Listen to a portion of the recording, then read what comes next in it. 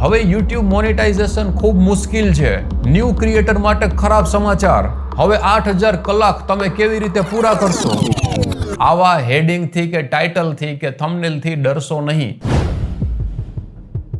YouTube પર નવા creator માટે હવે 8000 ક્વોલિફાઈડ વોચ અવરની વાત થઈ રહી છે અને આ વાત સાંભળીને ઘણા નવા ક્રિએટરો વિચારવા લાગ્યા છે હવે તો YouTube ચેનલ મોનેટાઇઝ કરવું ખૂબ મુશ્કેલ થઈ ગયું છે. પણ શું ખરેખર 8000 કલાકનો વોચ ટાઈમ એટલો મુશ્કેલ છે કે પછી આપણે 8000 આ એક નંબર જોઈને આપણે ડરી ગયા છીએ? આજે આપણે કોઈને ડરાવવાના નથી. આ 8000 કલાક સાવ એટલે સાવ ઈઝી છે. આજનો વિડીયો તમને પેનિક કે ડરાવવાનો નથી, પણ તમને વિડીયો બનાવવાનું ચાલુ રાખવા માટે છે.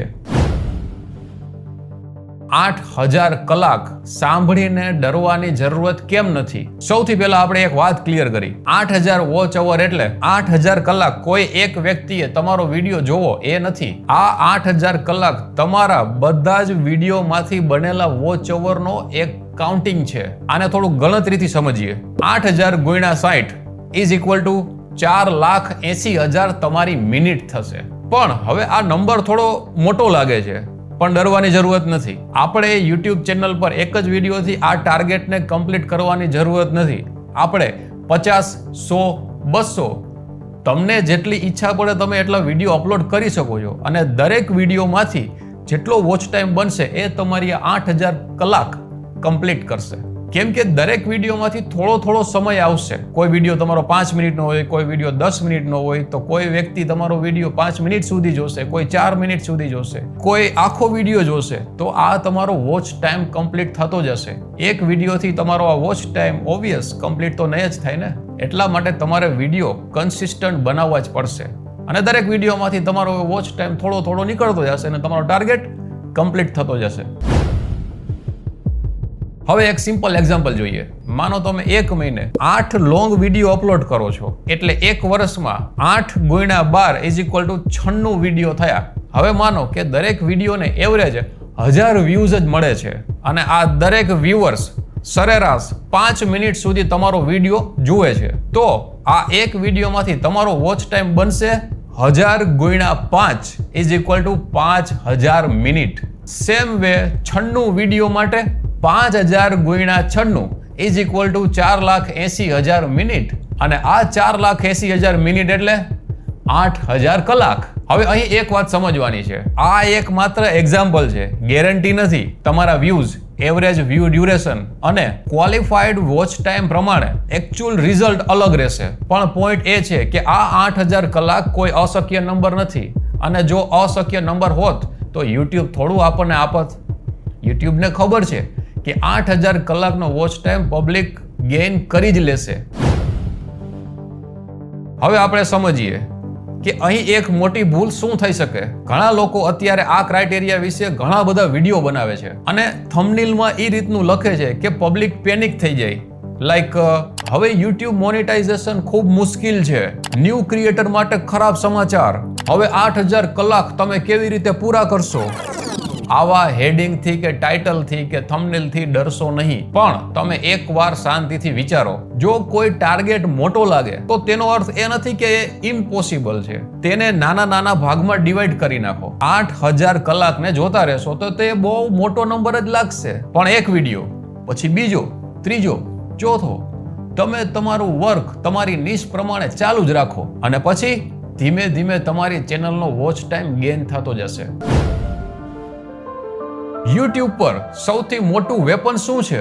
કન્સિસ્ટન્સી. તમારો પહેલો વિડીયો કદાચ 100 વ્યૂઝ લાવશે, બીજો વિડીયો 200, ત્રીજો વિડીયો 70, ચોથો વિડીયો કદાચ 500 પણ લઈ આવે અને તમને લાગશે કે મારા વિડીયો ચાલતા જ નથી, વ્યૂઝ જ નથી આવતા. પણ YouTubeની એક ઇન્ટરેસ્ટિંગ વાત છે. ક્યારેક તમે આજે વિડીયો અપલોડ કર્યો અને વ્યૂઝ થોડા આવે છે, પણ એક મહિના પછી એ જ વિડીયોને વ્યૂઝ મળવા લાગે છે. ક્યારેક 6 મહિના પછી મળે છે, ક્યારેક વર્ષ પછી મળે છે, પણ મળે છે એ ફાઇનલ છે. એટલે આજે વ્યૂઝ ઓછા આવે તો હાર માનશો નહીં, ના ડરશો. તમે તમારું કામ તમારી નીશ પ્રમાણે તમે ચાલુ જ રાખશો અને પ્રોપર કામ કરવાની નિયતથી તમે કામ કરશો, ના કે ખાલી વ્યૂઝને લઈ આવવા માટે. કેમ કે YouTubeનું કામ છે યોગ્ય ઓડિયન્સ સુધી તમારી નીશ પ્રમાણે તે ઓડિયન્સ સુધી તમારો વિડીયો પહોંચાડવાનું.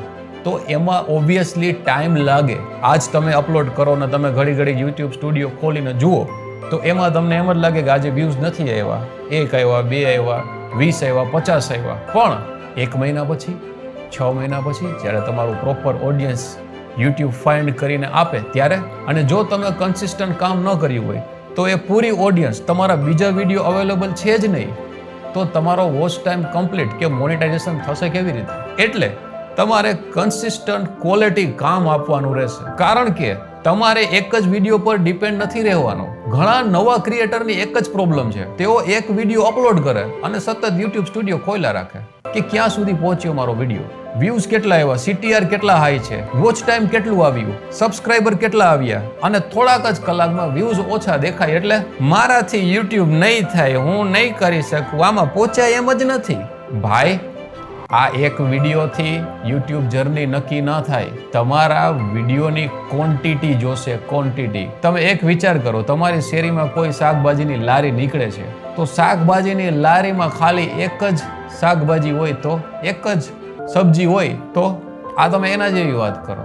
વેરાયટીઝ તો હોવી જોઈએ કે નહીં? તો તમારી ચેનલ પર વેરાયટીઝ હોવી જોઈએ વિડીયોની, ક્વોલિટીની. જ્યારે શાકભાજીની લારી નીકળે છે તો એમાં તમે જોતા હશો કે ઘણા બધા શાકભાજી છે, તો પબ્લિકને લેવાની ખબર પડે કે આજે હું આ લઉં, આજે હું આ લઉં, આજે આ બનાવીશ, આજે આ બનાવીશ. સેમ વે તમારું યુટ્યુબના વિડીયોઝ કોઈ પબ્લિક આવે જ્યારે, ત્યારે એ બધા વિડીયો ક્યારેક આ જોશે, ક્યારેક આ વિડીયો જોશે, ક્યારેક પેલો વિડીયો જોશે. તો તમારે વેરાયટી રાખવી પડશે. હવે હું શોર્ટ વિડીયો બનાવું કે લોંગ વિડીયો બનાવું? મારું માનો તો બંને બનાવો. તમે જે નિશ પર કામ કરો છો તો શોર્ટ વિડીયો બી બનાવો અને લોંગ વિડીયો બી બનાવો. ઘણા લોકો યુટ્યુબ પર એ રીતના વિડીયો બનાવે છે કે તમે શોર્ટ્સ વિડીયો બનાવો છો તો તેની ચેનલ અલગ જ રાખો, અને ઘણા એમ કહે છે કે તમે લોંગ વિડીયો બનાવો તો તેની ચેનલ પણ અલગ રાખો. પણ મારું કહેવાનું એવું છે, યુટ્યુબ આપણાને કોઈ એવી સલાહ આપતું નથી. યુટ્યુબ એ પૂરેપૂરું પ્લેટફોર્મના જેટલા ટૂલ્સ છે આપણા માટે ઓપન પહેલેથી જ કરેલ છે. તો પછી આપણે શોર્ટ્સ હોય કે લોંગ હોય, બંનેનો ઉપયોગ કરીને આપણે ચેનલને રન કરાવવી પડે. માની લો કે તમે લોંગ વિડીયો બનાવો છો તો લોંગ વિડીયો તમારો એપ્રોક્સ છે 9 મિનિટનો કે 12 મિનિટનો તમારો વિડીયો છે, પણ એક ફોટો જોઈને, તમારું થંબનેલ જોઈને કેટલુંક પબ્લિક તેના પર ક્લિક કરશે? ઓબ્વિયસ છે કે ઘણા બધું પબ્લિક નહીં કરે, કેમ કે એને ખબર જ નથી કે એ 9 મિનિટના વિડીયોમાં તમે શું આપ્યું છે. તો એઝ એ એક પિક્ચર જ્યારે રિલીઝ થવાનું હોય ત્યારે આપણે એનું ટીઝર જોવી છીએ, એનું ટ્રેલર જોવી છીએ, ત્યારે આપણે પિક્ચર જોવા માટે ઇન્ટરેસ્ટ આપણને આવે છે. તો સેમ વે આપણા 9 મિનિટ કે 12 મિનિટના વિડીયો માટે તમારે એક એવી ક્લિપો એમાંથી લેવી જોઈએ જેને વર્ટિકલ ફોર્મમાં બનાવીને એઝ એ શોર્ટ્સમાં અપલોડ કરવી જોઈએ. તો શોર્ટ્સ વિડીયો એ તમારો કોઈ જોવે તો માણસોને લાગે કે નહીં, આનો આ 9 મિનિટનો વિડીયો આપણે ચેકઆઉટ કરવો જોઈએ. તો મારું માનવાનું એવું છે કે શોર્ટ્સ અને લોંગ તમે બંને બનાવો. હવે મેઇન વાત, એક જ પ્રકારના કોન્ટેન્ટથી બંધાઈ જવાની જરૂરત નથી. યુટ્યુબ તમને ઓપ્શન આપે છે. તમારી પાસે કેમેરો છે, માઇક છે, બોલવાનો કોન્ફિડન્સ છે તમારી પાસે, તો તમે કોઈ બી નિશ પર, કોઈ બી કેટેગરી પર તમે વિડીયો બનાવી શકો છો. તો તમારી નિશ પર જેટલું વર્ક તમે આપી શકો એ તમે પ્રોપર આપો. જો તમને લાગે કે મારે આ નિશ પર કામ નથી કરવું, મારે હવે ચેન્જ કરવી છે, તો તમે જલ્દી ચેન્જ કરી નાખો. વેઇટ ના કરો. યુટ્યુબ આપણાને ઓપ્શન આપે છે, દરેક વિડીયોની એક અલગ કેટેગરી. આજે તમારી ચેનલમાં કોઈ બી વિડીયો તમે અપલોડ કરો તો એમાં તમને ફોર્મમાં જ આપશે કે તમારે કઈ કેટેગરીનો વિડીયો છે તમારો. તો ઓબ્વિયસ છે કે યુટ્યુબ આપણાને એક ફ્રીડમ આપે છે. આ તમે ટેકનો બનાવ્યો, ક્યારેક મોટિવેશનનો બનાવો, ક્યારેક ટીચિંગનો બનાવો, પણ કયો વિડીયો તમારો ચાલશે, કયો વિડીયો પબ્લિકને પસંદ આવશે એ તો તમારે જાણવું જોશે ને. તો મારું માનવાનું એવું છે કે તમે દરેક નિશ પર થોડા થોડા વિડીયો બનાવવાની કોશિશ કરો, અને જે નિશ પર તમારો વિડીયો ચાલે એ તમારી પ્રોપર નિશ.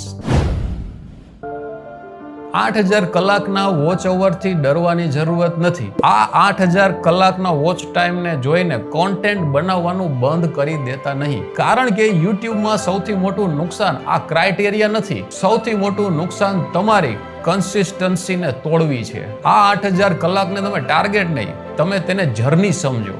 મારો મતલબ એ નથી કે આ 8000 કલાક ઓટોમેટિક કમ્પ્લીટ થઈ જશે. એ માટે તમારે ક્વોલિટી કોન્ટેન્ટ બનાવવું પડશે, ઓડિયન્સને વેલ્યુ આપવી પડશે, અને મેઇન વાત, કન્સિસ્ટન્સી તમારે રાખવી પડશે. ટાઇટલ ઇમ્પ્રૂવ કરો, થંબનેલ ઇમ્પ્રૂવ કરો, તમારી નિશ પરનો જે વિડીયો તમે ક્રિએટ કરો એ વિડીયોને શાર્પ અને ક્વોલિટી આપો. અને સૌથી મહત્વની વાત, આ કોઈ ઓફિસ કે ગવર્મેન્ટ ઓફિસ નથી, આ પ્રાઇવેટ કહેવાય. આને તમારે સમય આપવો પડશે. આ કોઈ જોબ નથી કે તમને માણસો એમ કહેશે કે આજે તમારે વર્ક આટલું કરવાનું, પછી એ વર્ક કરીને તમે છૂટા. આમાં તમારે જાતે જ વર્ક કરવાનું, તમારે જાતે વર્ક લાવવાનું, તમારે જાતે વર્ક વિચારવાનું કે કાલે હું ઓડિયન્સને શું આપીશ. આમાં ટોટલી બિઝનેસ તમારા ખુદના ઉપર જ છે.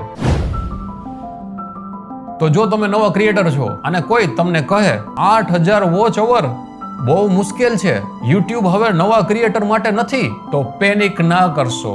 જરા પણ ડરવાની જરૂરત નથી. પહેલા વિચારો, મારે ડરવાનું છે કે એક સિમ્પલ લોજિકલ મેથેમેટિક લગાવવાનું છે? કારણ કે યુટ્યુબમાં સફળ થવા માટે સૌથી પહેલા આપણે ક્રાઇટેરિયાને તો હરાવવાનું જ છે અને એની સાથે કન્સિસ્ટન્સીને પણ જીતવાની છે. તો તમારી નિશ પસંદ કરો, સારો કોન્ટેન્ટ બનાવો અને દરેક વિડીયોમાંથી કંઈક નવું શીખો. શોર્ટ્સ વિડીયો બનાવવા ગમે તો શોર્ટ્સ વિડીયો બનાવો, લોંગ વિડીયો બનાવવા ગમે તો લોંગ વિડીયો બનાવો, અને મારું માનો તો બંનેને કમ્બાઈન કોમ્બિનેશન બનાવો. પણ આ 8000 કલાકથી ડરશો નહીં. તમારા વિડીયો ક્રિએટ કરવાનું ચાલુ રાખો. તો મિત્રો, તમારી નિશ પર કામ કરો, ક્વોલિટી ઇમ્પ્રૂવ કરો, કન્સિસ્ટન્ટ રહો અને કોન્ટેન્ટ બનાવતા રહો. તમારો સમય પણ આવશે અને આજ 365 ડેઝની અંદર